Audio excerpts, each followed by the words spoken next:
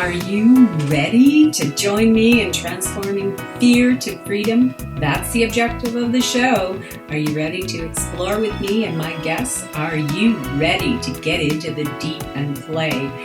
This is where it's at, and that's what it's all about. No medical advice here. Use discernment and decide for yourself if the information is right for you. All views and opinions expressed on this show belong to the individual and are not necessarily shared with the producer of the show. Want more details? Go to letsgetrealchattinwithcatherine.com. Now let's get real and have some fun. Who are we going to explore with today? Come on with me and let's get into the deep.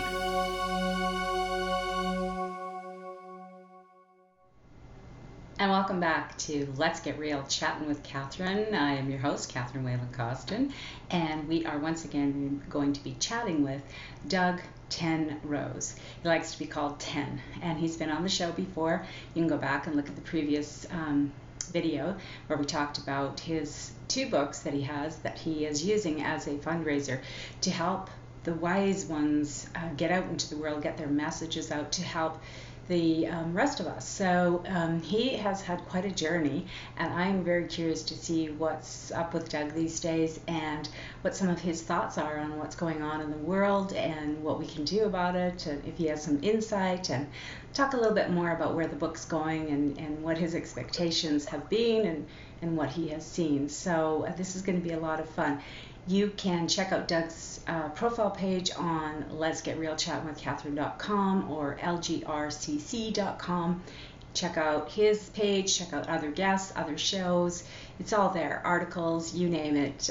If you want to know more about me, that's there too. So I'm really looking forward to this chat today, and I hope you will enjoy as well. I'd love to hear your feedback, and if you love these videos, please share, like them, subscribe to us on YouTube and Blog Talk Radio and so forth.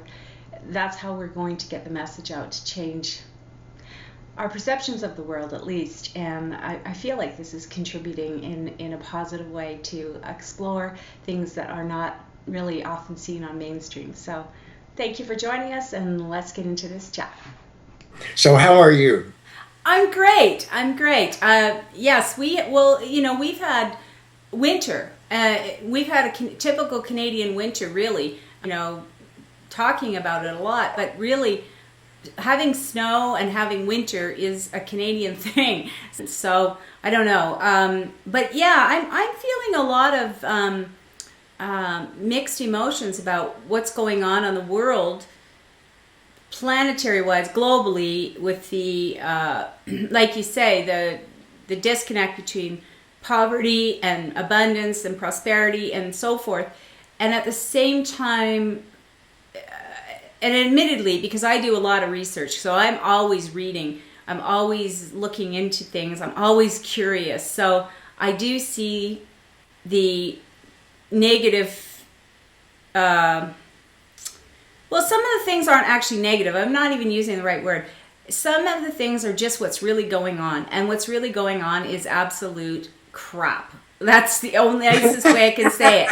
It's true. There's some stuff going on in the world that, it is played out in the news it's just not nice. It's just not a nice way for human beings to interact. It's not evolved. It's not civilized. It's not caring. It's not loving. On the other hand, I am also seeing a lot of people who are waking up to the fact that each one of us makes a difference, and there is a lot of positive. There's, even though, okay, this is happening, there's a positive side to it.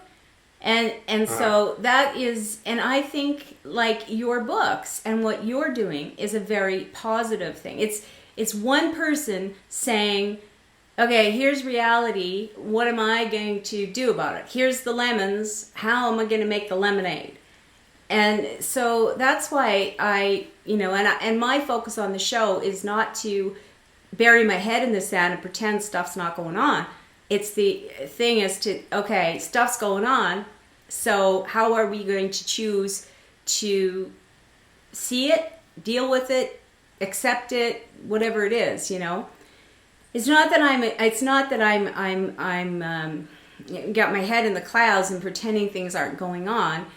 It's like, I kind of see it, Doug, as similar to when someone dies. And because, it's coming up pretty soon to my son's anniversary, March 15th, when he was killed in a car accident 2 years ago. Now, a lot of people say, well, that is just unfair, horrific, a terrible thing that should never happen, and on and on and on. And I say, okay, yeah, you could see it that way. On the other hand, how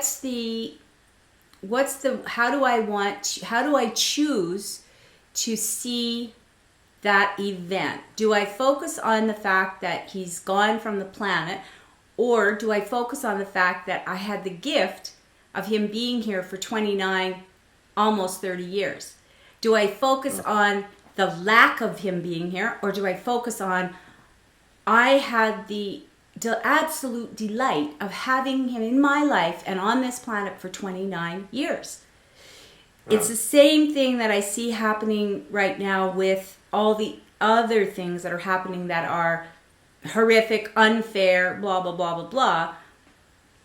We can choose to see it's overwhelming us, or we can choose to find the little tiny lights in the positive in it. So, and I think you're hitting very important points here. I mean, the reason all this bad stuff continues to go on is just because people don't choose to find the light within the situation. Look, we're human, all right? And shit happens, if you'll excuse the expression. yeah. There's no way around old age. There's no way around death. There's no way around sickness. It's going to happen. But right now, the only thing that matters, the only things that are important are the things that help. And if you're not focusing on what helps, if you keep replaying the tragic aspect of all of this, as opposed to if you're looking for the problem and replaying that as opposed to solutions, then you're going to stay stuck in problems. Mm-hmm. All right. And this is unfortunately what a lot of people do. It's like when somebody insults you. So, okay, they insulted you once. That other person's a jackass. You didn't do anything wrong, but they insulted you.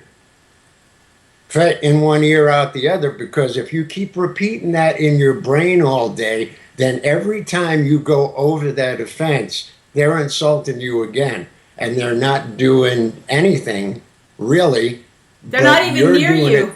So they're gone. And you keep and you tell other people about it as well and make it even more. Well, why did they do it? And what's the agenda? And it builds and builds. And from the experience, my research and the different guests I've had on the show, I get it really clear. We do that. It affects our body. That's why we become sick. That's why we become dis-ease, because we keep playing the tapes.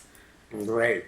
And that's why meditation and yoga and all these things are getting more popular now, because people are starting to realize that if they clear out that stuff and don't put it on a repetitive negative loop there, then the positive stuff can come in.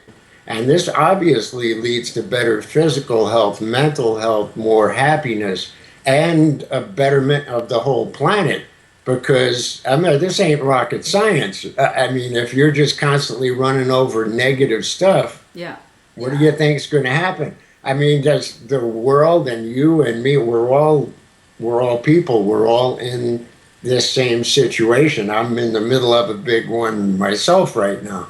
And so is the whole planet, obviously. And you got your son's anniversary coming up. All these things are certainly things that humans have to realize that they can have an influence on their own emotions. Too many people think that their emotions are something that rules them, and they don't realize that you're in control of your emotions. If you stay in touch and identify with and have a self-referencing system that's just a history of your carnal body, then you're pretty much screwed. You're trapped in there. You're in a prison cell. The door's always open. but you don't know that you could just walk right out anytime.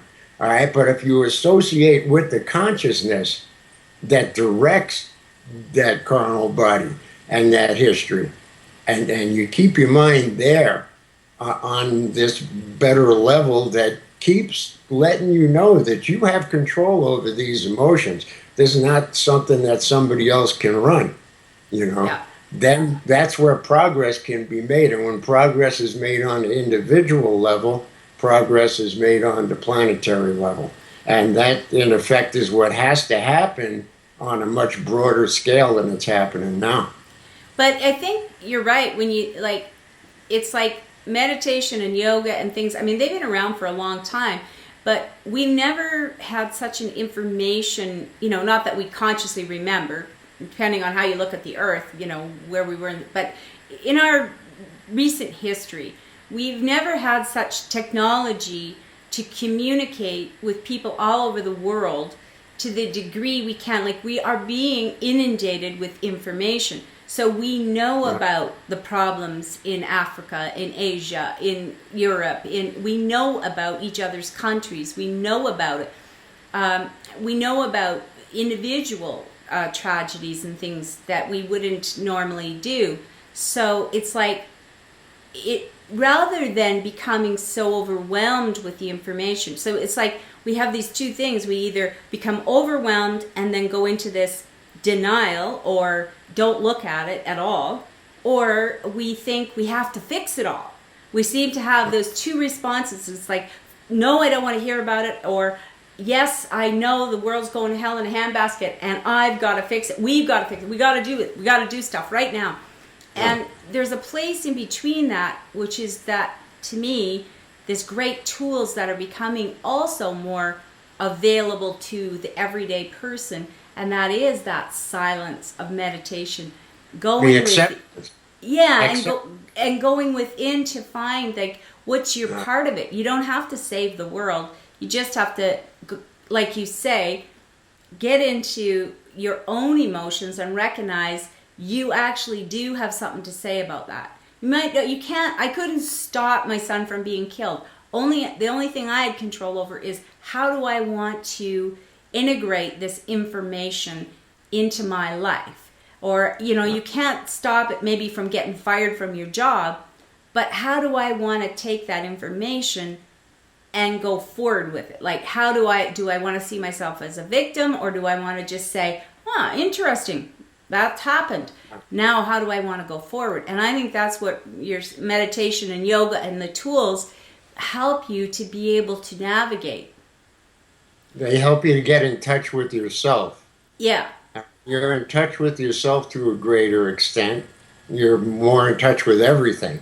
So did you, because we're not going to try to recover all the things we did in the previous video, and I encourage people to go back and check that out. But do you think that your experience in life, because you've been homeless, you've been challenged in a lot of the ways, physical ways that people often think is just horrific, was meditation and yoga and that type of thing part of your awakening to being able to deal with life, or were you kind of always just going with the flow? Oh, no, I wasn't always just growing. You know, growing up a drug addict, you're not going with the flow. Okay. And I was a teenage drug dealer. That's so, you know, and then I started hitchhiking out, and that's what the first book, Fearless Puppy, on American Road is all about. And within the book are a bunch of experiences where I'm just bouncing off walls all the time. Mm. I mean, the things present difficulty, and you have to learn how to adjust your reaction to them sometimes, because we were brought up in a world that doesn't teach us this.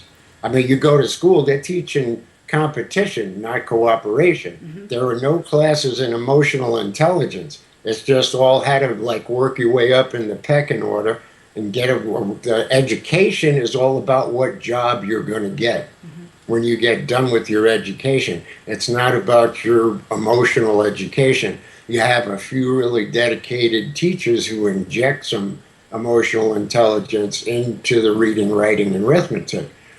But we're not taught this, so it has to develop. I certainly had to develop it. Do you think that? Do you think that's part of the reason then, maybe behind why we see so many addictions? Because we don't have the tools to deal with life? Oh, no question. No question. I mean, if you know how to react to something, if you remember that the only thing that matters are the things that help, then you're going to start doing things that will be to your benefit and to the benefit of everybody else around you. On the other hand, if you just look at something and you start panicking, or you go, oh, everything's so terrible, it's going to blah, blah, blah, it's, there's no way out. That's, you get all heroined up or whatever you do, start like drinking every day or whatever it is, Yeah. to like just to numb that feeling of absolute panic, because you feel like your own life is out of your control. Your own emotions even are out of your control. And this is something that has to develop over time if you don't already have it. Certain people have more of a head start because the way they grew up, the way they were educated, I don't know, different factors, maybe the person's inherent makeup. Yeah. But most of us have, you got to start from where you are. Look, if we're in a big restaurant and we're sitting in the back of it, somebody yells fire, we can't run out from the table right by the front door. We got to leave from where we are. And this is where we are. And when I was growing up, I had a long way to get from the back of the restaurant to the exit before the fire hit me. And in some cases, I got burnt, Yeah. And this happens all over the world to the, individuals as well as to the planetary action in general. Mm-hmm. But any movement in the right direction is essential. I don't care where you are. You can be in the worst possible place and think there's no way out of this. But it's all here, George Harrison was right. It's all in your mind, and you're the one with control. That's the one thing that you can control, and you're the only one who can control. You might not be able to control corporations taking over governments. You might not be able to control random assassinations, even your boss being a jackass to you at work. Yeah. But the one thing you can always control is your own mind, and have it remember that a constructive reaction is always the best. The things that help and move you in the right direction where you want to go are always the best. And again, as you said before, without denial or burying it, because if you just say, oh no, it's not really there, this is a time bomb waiting to go off. Yeah, and you can't bury this stuff because it gets packed down and pressured, and then the next thing you know that it's going to come out, Yeah. But you consciously pass it out and put it through one ear and out the other, and then say, okay, this is the situation. What can I change? How can I change it positively? What can I not change? And I have to accept that and not get frustrated by the fact that I can't really change it. Yeah, but here's the thing that came to me as you were saying that.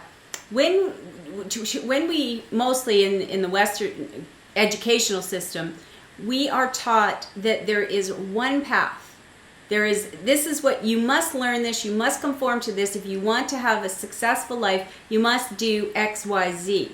And what I see as the main missing component there is, just like when I was raising my boys, I always said, somebody said to me, you have to give them rules, you have to give them rules. And I said, if I give them rules and something happens that's not on the rule list, they're not going to have a clue what to do. I would far better teach them how to assess things themselves than to say, so they can have their own moral compass, so that they can think outside of the box instead of just having a list of rules. This is, if I do all these things, I will succeed. And a lot of people have bought into and been programmed into as children, there's rules. if you get this job, you get this education, you'll get this job, and you'll have, the wife, the picket fence, and the whole, the family, and you'll have arrived. And then when something happens that's not in line with that, you didn't get the job, you lost the wife and kids, or you didn't know how to handle life, you hadn't been taught that you had that inside of you, because you'd only been taught that this was the recipe, and really taught that to disempower. Like, I really find a lot of it is disempowering. If you look at the school system, and if there's a test and there's a question and the child gives an answer that is not what the teacher expected the answer to be, it will be wrong. Now, that doesn't mean the answer was wrong. It just means they didn't give the right one that the teacher wanted, or that the test score wanted. And that's where I think, well, we miss it, right? We miss the act, like you said, of turning it on, turning our own brain on. What it, to learn what are, there's option A, B, maybe there's option Z. Maybe that's, like you say, the path out of the restaurant. Maybe I'm not going to walk straight out through the chairs. Maybe I got to go through a window. Teaching people to have those kinds of things is because your books are part of a fundraiser, and I want to just revisit that to let people know, because what you're wanting is to help the people with the wisdom to be able to get to the people who are seeking the wisdom. Am I correct on that? Well, actually, the goal of it all is to increase the number of wisdom teachers. All right, because anybody who reads a newspaper knows that there's a drastic lack of wisdom in the world. And I think if there were more wisdom teachers, and by that I mean anybody who completely dedicates their lives to making it, making other people feel better, letting them know that there is an option to what they are doing, pretty much saying the kind of things you've been saying for the last 20 minutes. And so to increase the number of wisdom professionals, starting with Tibetan monks and nuns, because from my firsthand experience, I know that the Buddhist monks and nuns are very good at this. That's where your book, Reincarnation Through Common Sense, kind of came from that experience, right? Exactly, yeah. And those weren't Tibetans, those were Southeast Asian, but again, Buddhist monks and nuns, yeah. And I was just whacked out of my tree, and they took me in and adopted me and let me live there for half a year and said, you're a family now, you don't have to do... I didn't study any Buddhism while I was there, not in a conventional sense anyways. Yeah. And they just said you can do whatever you want to do and just relax. And kind of by osmosis of the brain, just being around those people for half a year. And it's done incredible things. I used to see people from the village come in screaming and yelling. They'd go talk to a monk or nun, and they'd leave like smiling, and it was okay, So this is what wisdom professionals do. And people who are smiling and okay, that, if that person didn't have that wisdom professional to go talk to, they might have ended up beating up their spouse instead of coming and complaining to the monk and nun about it and having them calm them down and everything become under control. So these people are actually psychologists more than anything else, and the therapy is free for anybody who wants to come in and talk to them. And they're just great at it. And firsthand, yes, very much, I have seen the results, what happened to me. What I'm going through now, I'm just smiling and like, okay, what's the best thing that can be done? What can you do to help? What do you have to accept? If this was like before that temple experience, I'd already done some bizarre things. Yeah. Well, the thing too is a lot of times people are really just looking. We do a lot of communicating, but we don't do a lot of listening. And a lot of, like you're saying, they're upset about something. All they don't want a solution from you. If you let them talk, they usually will find their solution themselves. Well, that's what most psychology is, like somebody just sitting there with a pad, shutting up and letting the other person work Yeah, their problems out in front of them, yeah. having a forum where they feel safe to be able to like open up with this information. They hear themselves talk, and as they're talking, a lot of these folks figure out what the solution is and that they're stuck in a problem simply because they're stuck in the problem mentally themselves. And what they have to do is move into solution mode and stop repeating that problem Well, over and over in their brains. And and the other person listening is neutral. They're not judging what's coming out of their mouth. And like right, usually when you're saying it in your own head, you're also judging yourself. You're yeah, saying, well, I'm so stupid. I did this, or why am I always doing this, or whatever. It's the language, right? So yeah, if they're saying it out loud and the person listening to it isn't giving them that feedback, isn't judging them, isn't saying there's something wrong with you, they're just letting them talk. Pretty soon the person starts to say, why am I saying that? I'm not yeah. that. I'm actually brilliant. Yeah, yeah, and they don't realize because they haven't kicked out of problem mode. It's always repeating the insult, repeating the offense, repeating what's wrong. And as Loretta LaRoche has always said, you're going to suffer anyways. Why practice? You know? Yeah, that's not something we need to practice. I like the saying that pain is part of the physical experience, but suffering is optional. And Yeah. so, I think that's something too. But when you look at, you know, and you do, I follow you on Facebook, you follow some of the things I post, and you're seeing a lot of the same things I am, and in social media and in the regular media, what's coming out. And I'm wondering, because you have had a lot of life experience, real life, practical experience, what do you see as the biggest hurdle to the, the what I'm going to call disharmony? It's not just about the poverty. It's not just about the homelessness. It's about that sense of despair that seems to be prevalent. And we have the odd, like the weekend Super Bowl. Everybody pretends like life is great all around a football, but a lot of people's lives didn't change with that football game.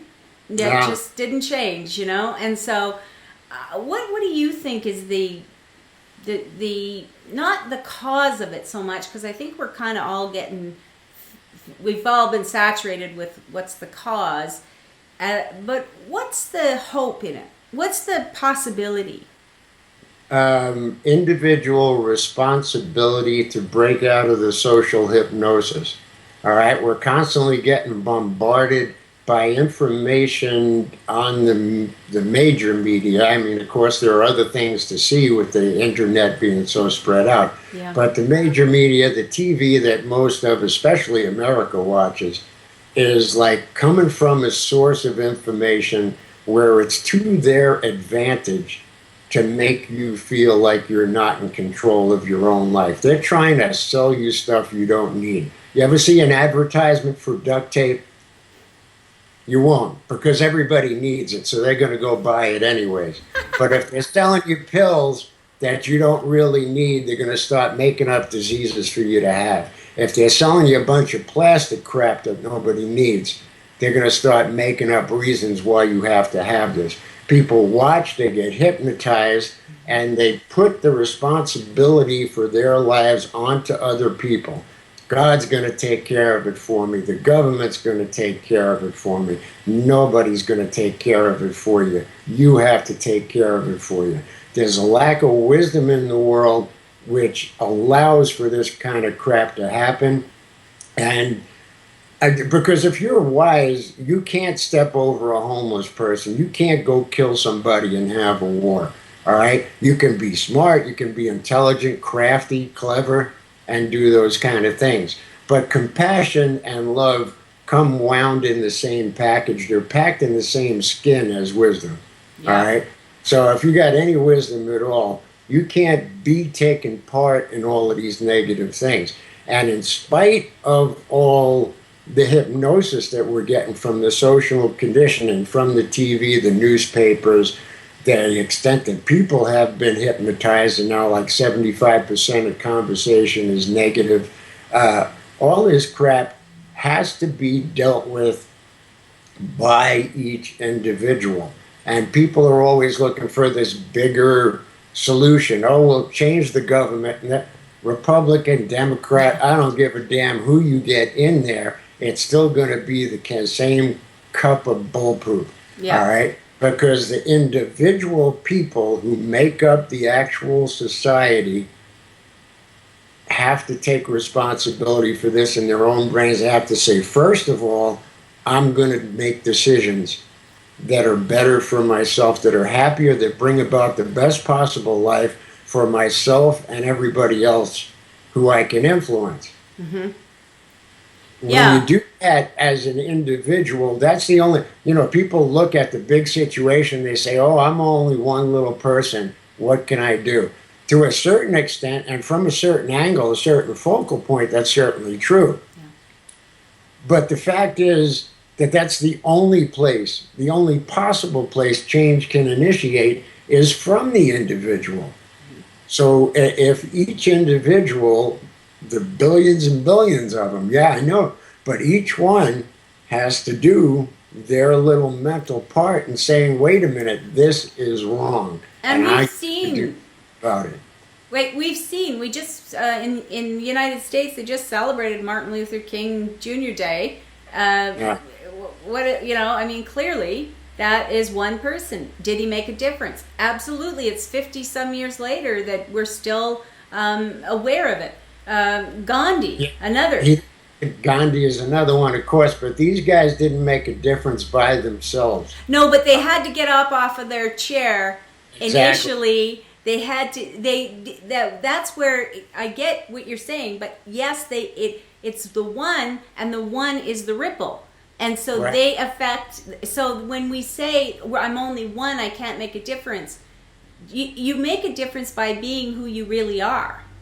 Yeah, and you don't have to be Martin Luther King. You could be one of the people who marched in the parade, because if there wasn't 1 million people in that march and Martin Luther King was just marching by himself through Selma, Alabama, we never would have heard of him. Exactly. Gandhi as well. Gandhi was in jail at the time that they had the big salt march to the sea, and the British would just keep beating people with sticks who were trying to get into the salt works. Gandhi wasn't even there at the time. They had him locked up. Yeah, but it was the ripple. They were the pebble, and then the ripple created this wave.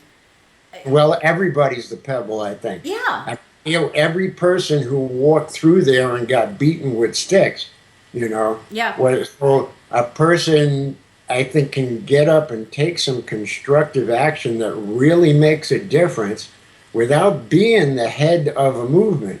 Absolutely. Because a head doesn't go anywhere without a body. Yeah. Yeah. If you're...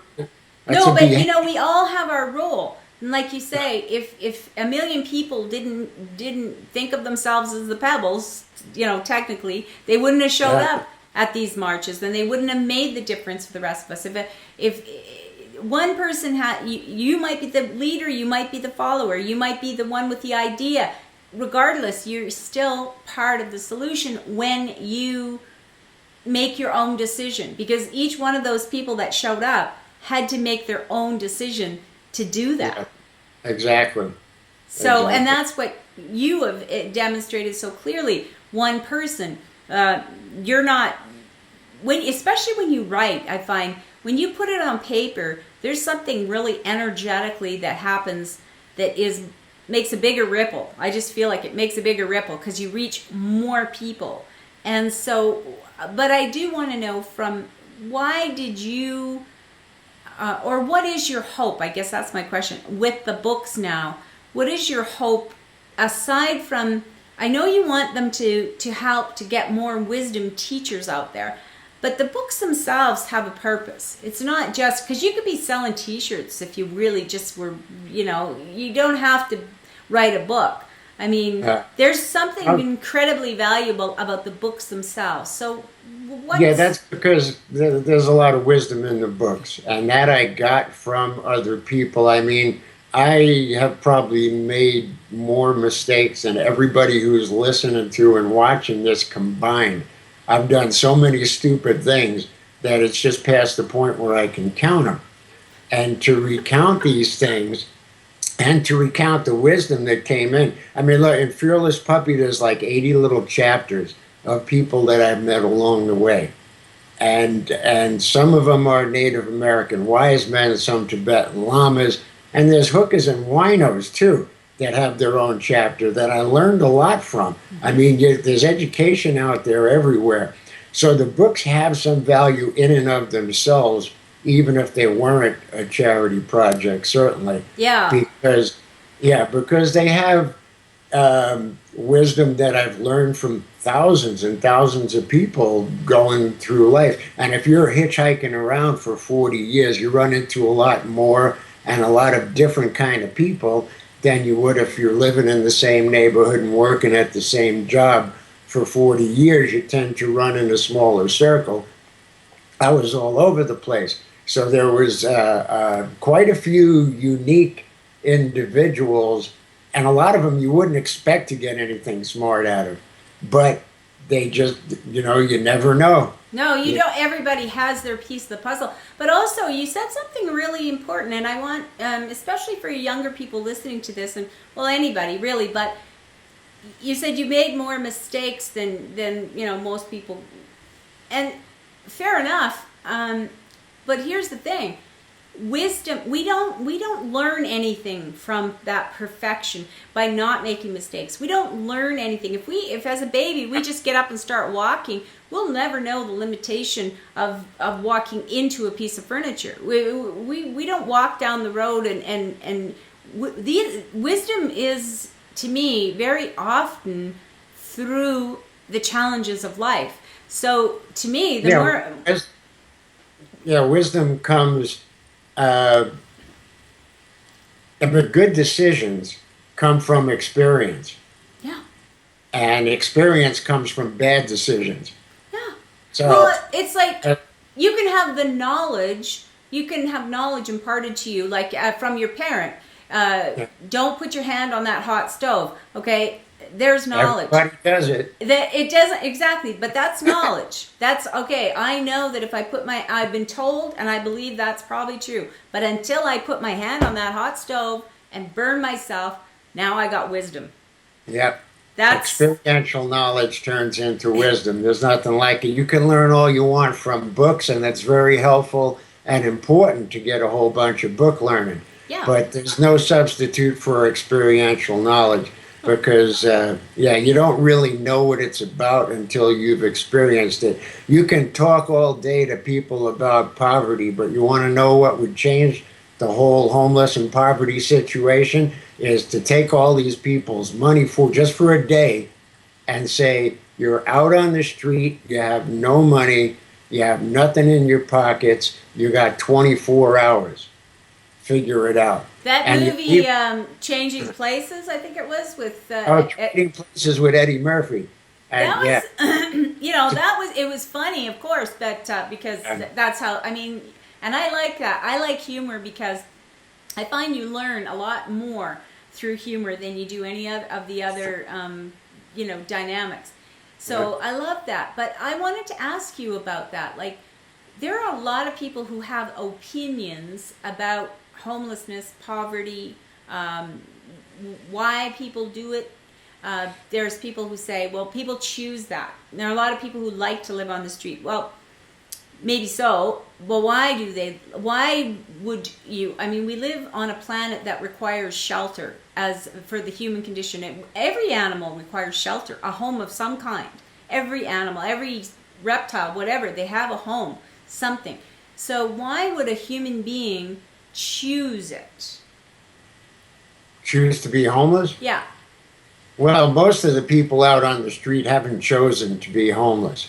All right. There's a growing number of single women with children out there, which is has spookily become the largest section of the homeless population over the last 20 years. Wow. Before that, there was a large influx of guys who had worked in factories, and their machines replaced them basically. They were out of work. They've been like tool and die guys or whatever, all the, for 20 years. All of a sudden, the job disappears.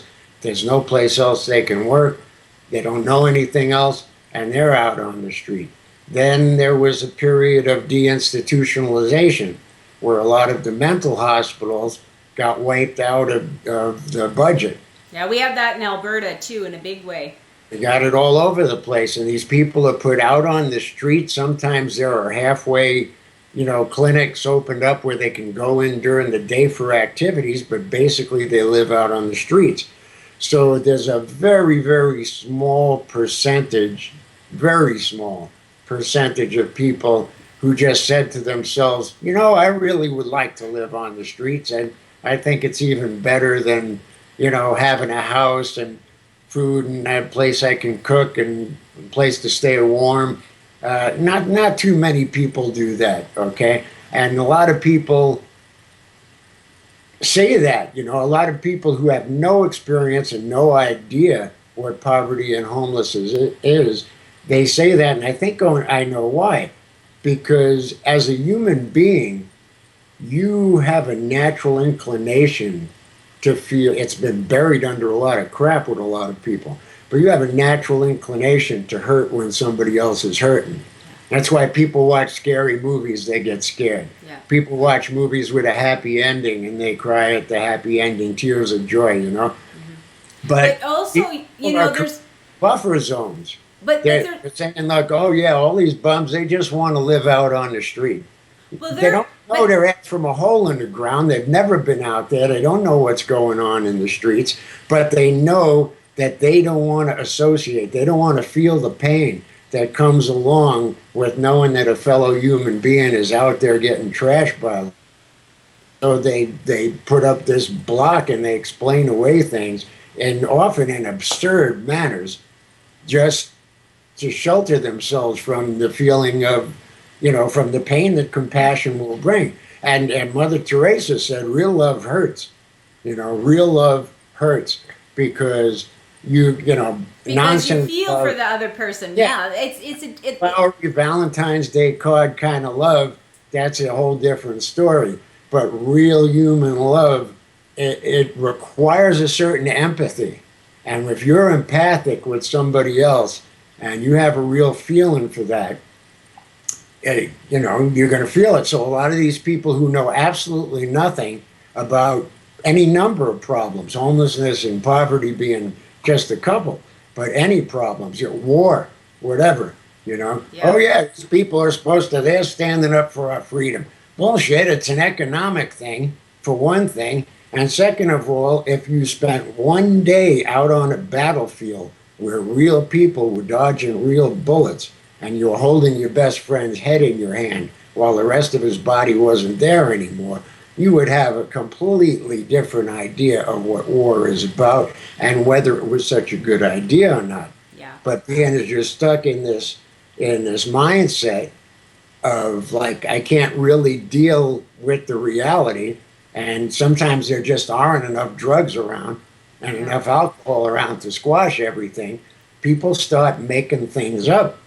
Or they're hypnotized by previous conditioning, social conditioning of the media, their parents, the churches, the schools. Got to remember, everybody's been getting fed all this garbage since birth. Yeah. This is not an easy thing to break out of. That's why the 60s were so important, because all that LSD came along. Yeah. And if anything's going to knock you outside the box, it'll be that. Not that I condone it. Yeah. But it opened up a lot of visual cortex, a lot of brain power there that wasn't there before, because people could see things from a different angle. Now, it shouldn't take something that drastic. No. Meditation and yoga help quite a bit in that same direction, and they're a lot safer. But the fact of the matter is that getting up and out of the box of that social conditioning and taking individual responsibility for personal and global manifestations of this caca reality that we've bought into, and realizing what to accept and what you can change, and working towards that and not repeating. I mean, that's it. That's all of it in a nutshell, I But think. what do you say when, because I've noticed that periodically, I think when people start to look at the homelessness situation, that the poverty that's put them there and so forth, the media, mainstream media, will come up with the person who's living on the street because they want to, and there's the and that's where, you know, it reprograms or reconfirms and that's the truth. And Yeah. and I always wonder about, yeah, they want to because it's preferable to the hurt that maybe the family life or the not having a job, the shame, the whatever. They, you know, to me it looks more like a case of choosing something where they can disappear, where they don't matter at all, where they have no obligations, where they, you know, and as opposed to the way the media seems to portray it is that this, you know, guy's been living on the street for 20 years or 10 years or whatever it is, and this is all he wants. You know, people tried, his family tried to get him to come home, but he won't. He just loves living on the street. How, like, what do you think is that behind that kind of a story? I mean, Well, I think behind that kind of a story is the same thing that we've dealt for decades with, whereas crimes are reported and they always say it was a young black man. And you don't usually see the white guys ripping stuff off, but they'll do that just to give you the impression that all black people are criminals. Anybody who's a Muslim, right away, there's, oh, terrorist Muslim. You're supposed to identify that with that because, you know, it's the hypnosis. It's the media hypnosis, the social conditioning. This keeps the rest of us in line and going to those jobs and kicking out the production and doing what the people who actually own everything want us to do, which is to shut up and work and bring them the check while we are returned hollow benefits. So if they divide and conquer, all right, this guy's a bum, he's worthless, don't pay any attention to him. You go to work and do what you're supposed to do and everything will be all right. All right, this guy's black, you just stay away from them. You don't want to get into a cooperative, friendly mode with those people because they'll eventually steal something from you. And that guy's Muslim, and you know eventually he's going to kill you just because you're an American. So don't get it. Because if everybody all got together and saw how full of crap the media was, that would be the end of them. yeah. That would be the end of them. But people buy into that stuff because that's how they were bred. This has been generations and generations of this. It's been going on by now. So that's unfortunately, being this demented point of view is their comfort zone. Yeah. They have to put in a little effort to break out of that comfort zone to get into a more realistic comfort zone, because that's a comfort zone that'll kill you, and that's killing the planet as well as individuals. So do you think that, one of the big keys then is to break free of your television and media and go out and talk to somebody that is homeless? I haven't watched a newscast in 30 years. Go out, talk to homeless people. If you're prejudiced against black folks because you don't know any, Yeah. It's like these idiots who go, oh yeah, marijuana is just like heroin and we should keep it illegal, blah, blah, blah. You don't know what you're talking about, all right? So No. it's the same thing. Turn off the propaganda, go out and make your own contacts. See with your own eyes what's actually going on in the world. Now, I don't mean do something stupid like walk into a bad ghetto down a dark street after midnight. I mean, this is, this is let's not carry it to ridiculous extremes. But go out and talk to some people who you've been told are a certain way by the media. See if the reality of the situation matches up to that. And don't just talk to one. Go talk to 5 or 10 different ones. So I just want to get more familiar. Go to some place where you're going to meet them, where it's, if you're... Well, Yeah, well, I think too that like a lot of times people, Christmas is a great time for people to all of a sudden, I'm gonna go and meet some homeless people. Like it's so weird to me when Yeah. and they go and they bring them something, gifts or warm clothing, which is great. I mean, I'm not saying it's not, but they feel like if I was living on the street myself and someone came to me and said they wanted to help me, depending on how long I'd been there, especially, I would be a little suspicious of their motives. I would be a little, I would wonder if, you know what, nobody's helped me my whole life. I'm stuck on this friggin' street and you're going to do something for me. I would be wondering what you wanted from me. I would be wondering how I would ever repay you. I would be wondering, because we've really conditioned everyone to believe you have to make it on your own. And the truth is nobody makes it on their own. We all absolutely need each other or we wouldn't have 7 billion people on the planet. This is such an intensely interdependent world that we live in. We're dependent on everybody else for everything we eat, drink, wear, know, learn, everything. Mm-hmm. And you can go up to, all right, if you go up to a homeless person like in that movie Trading Places Yeah. and say, yeah, we're going to set you up in an $80,000 house and give you a job with our company and here's your butler. All right, people are going to be suspicious. But I've gone out a lot of times and because while I was living on the street and when I wasn't, I've gone out on purpose certain days and just like got a pouch of tobacco and a 6-pack of beer and I walk around and I just stop and somebody says, can I have a quarter? A homeless person does, or spare any change. If you sit down and talk to them, if you give them a quarter, roll them a cigarette, give them a beer, whatever it is, then that opens that door. I mean, I can understand what you're saying, that people would be suspicious if you're doing the Trading Places kind of thing and you just go up and say, I want to help you, I'll give you. But if you just talk to the person like a human being, mm-hmm. there's very few people who are going to be suspicious and shoo you away under those circumstances.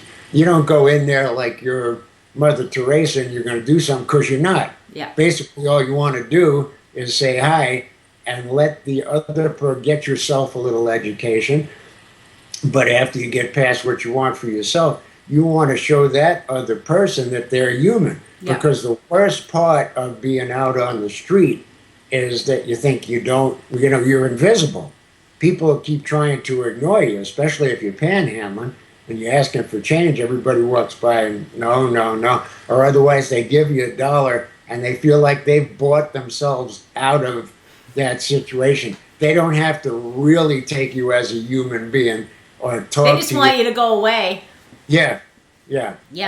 And of course, that's a lot better than somebody who spits on you and wants you to go away. Yeah. If a person gives you $1 and they want you to go away, it's an improvement. But it's not the same as like actually sitting down and saying hi. And sure, some of them will walk away. They're not used to it. A lot of people get desocialized out on the street and they're just like not used to anybody caring about them in any fashion. So it might not work a couple of times. But, very rarely will a person who has had no human affection turn it down. Yeah, because we need it. I mean, conversation, Yeah. I mean, that's part of being human. We need that connection to other human beings, and that's why I'm wondering, because when we look at the situation on the planet, which I do from time to time, I kind of scan what's going on, but I don't try to stay focused there because I like to look at, okay, what's the good part? The sky's blue today, the sun is shining, I've got clean water to drink. I'm very grateful for all these things. I'm talking to 10 Rose. This is an awesome day. These things are good. So, but people who really want to make a difference, people who are basically, I think a lot of people feel like they've got what they've got a pretty good life. There are a lot of people who feel that. I've got a pretty good life. I've got food in my fridge. I've got a warm place to sleep. I've got people that love me around me. I've got a job. I've got whatever. What can a person like that, in your opinion, do, Tim, to make a difference in the world of what we're specifically talking about? Not the whole picture, but just, do you recommend people go out and get to know people on the street, or support the shelters, or what would be, if you're like, one or two things that you could say would really make a difference in the world, in their world, in the bigger picture? The first thing is what we've been talking about the whole time, I think, which is that people need to get to know themselves better. You say that people look at it and they go, oh, I got food in the fridge and a bed to sleep in, and so I have a pretty good life. But these are the people who are dying of cancer and heart attacks on Monday morning because they'd rather die than go to work. All right? They got stressed out. I mean, some of them are very happy and doing well. But if a person thinks that because they have food and because they have shelter, they have a really good life, well, that is something to be grateful for. But they could be like mentally beating themselves to death every day and have the most miserable life you can think of. Yeah. First thing that a person can do is just sit down and shut up. All right? For even if it's just for 5 minutes in the morning and 5 minutes in the evening, and you don't call it structured meditation. Just to sit there, let your mind go blank, see what comes in. Watch the thoughts go by, don't get attached to them. All right? Things are going to come into your mind. Some you'll want to keep and some you'll want to put out. But getting to know you talk about going out and getting to know homeless folks better, black people better if you're prejudiced, Muslims better if you're prejudiced against them, whoever and whatever. People of different religions, colors, faiths, whatever, to get wonderful, great idea. But I don't think it overrides the primary importance of getting to know yourself first, because that's your base station. That's where everything comes out of. And there has to be some calm, some emptiness in there, some relaxation, some room for things to develop. I mean, every something that comes into a human mind comes from nothing first. There has to be that blank relaxation, calm, where you're not thinking about the future, you're not thinking about the past, you're not worried about, running things over and over again in your mind that have already happened or what will happen, and you're just there. And I think that is the primary problem, is that people aren't in the present tense. They're not really living in their own bodies. Everybody talks about the out-of-body experience, a big cosmic thing. Nonsense. The big cosmic thing is to have an in-body experience, all right? Where you're actually there in the present tense with yourself. Yeah. Well, and I think what you're talking about too is, so no matter what's going on outside, whether it's you're seeing that there's people living on the streets, you're seeing people that are suffering in war zones, or the climate change, or geoengineering, or altering our food, all the things that are getting people all stirred up. But I think you really speak to it, whether you are living on the street or living in a mansion, whether you are black or Muslim or Caucasian or American or European or wherever you're from or what religion, matters not one bit. You got to know yourself before you can give anything to anyone else. Because running out and doing, I mean, I'm not saying that doing things isn't good. There's a place for doing, but we got to start from being. Because otherwise you're doing it from a place of fear. And then if you've given somebody a bread out of fear, because if you don't feed them, they're going to steal from you, that bread's going to have that energy of fear. It is going to feed them and nourish them so much more if you're giving it from a place of love. I mean, I notice that with my own baking, my own cooking.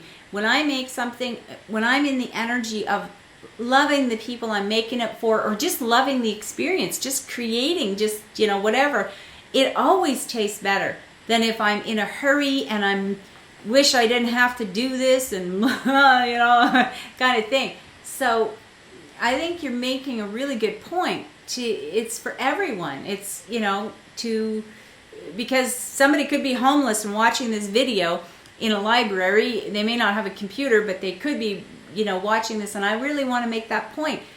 Your world has to, creating a better world has to start with you. Yeah. Before you can reach out and really give anything of any value to anyone else, don't you think?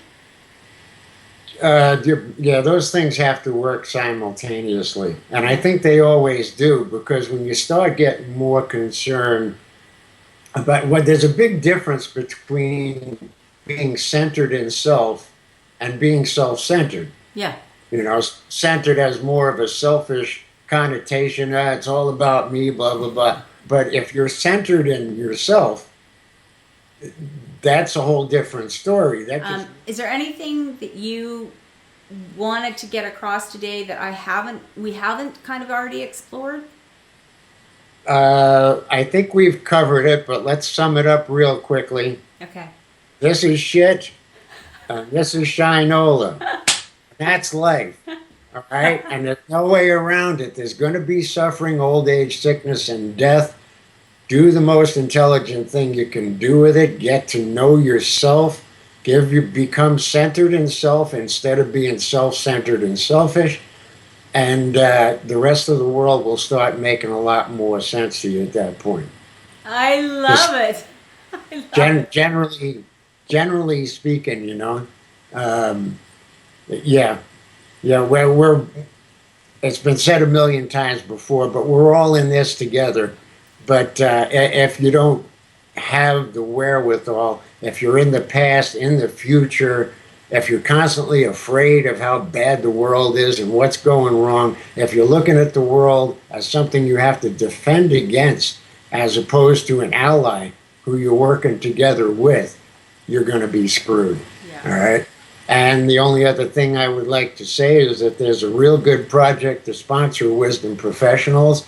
And there are 2 very good books behind it, so I'm told. I don't know. They got 22 5-stars on Amazon. Fantastic. Which is a rarity. And so from what other people tell me, they're good books. The website is www.fearlesspuppy.org, O-R-G. Fearless Puppy is spelled just like it sounds. And if anybody wants to go take a look at it, I'm sure it won't hurt you. Thank you so much, Ten. I'm going to put the link right on the video so it'll be easy for them to get there. But I really appreciate you sharing with me again and giving up your time and for really stepping into it and writing the books and creating the website and doing your part. And I really, I think you're a lovely pebble. Thank you very much, and so are you. It's a pleasure to be here, and it's always great to spend an hour in Canada, but with an hour in Canada with you is even better. I love it. Thank you so much, Ten. This is fantastic. I really appreciate it. And for those of you watching, please share the video, share the links, go to Ten's website. I think it's an awesome project, and if nothing else, just get the books, and you will benefit from the wisdom that's within. So I just think it's awesome. Thank you so much. And until next time. Thanks for the opportunity. Yeah. Thank you. Take care. You too. Be well. Thanks, Ten. That's Wasn't that awesome. Amazing? Thank you to my guests for sharing with us today. Thank you for watching. Feel free to share the link. You can join us for live shows by going to letsgetrealchattinwithkatherine.com and listen to the replays from the show page, preview guests, and explore links to our Facebook fan page, WordPress blog, and more. We are creating an exquisite world. Until next time, take care.